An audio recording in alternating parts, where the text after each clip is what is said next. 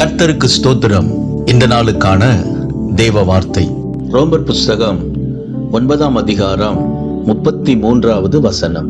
அவரிடத்தில் விசுவாசமாயிருப்பவன் எவனோ அவன் வெட்கப்படுவதில்லை. இந்த நாளின் தேவ வார்த்தையின்படி ஆண்டவராகிய இயேசு உங்க விசுவாசத்துக்கு தக்க பலனை தருவார். நீங்கள் வெட்கப்பட்டு போவதில்லை.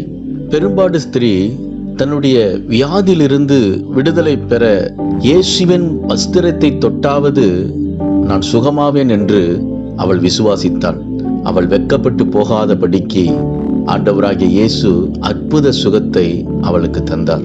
அன்பானவர்களே, விசுவாசத்தோடு தேவனிடத்திலே நீங்கள் ஜெபியுங்கள், வேண்டிக் கொள்ளுங்கள். நீங்கள் வெட்கப்பட்டு போகாதபடிக்கு ஆண்டவராகிய இயேசு உங்களை ஆசீர்வதித்து உயர்த்துவார்.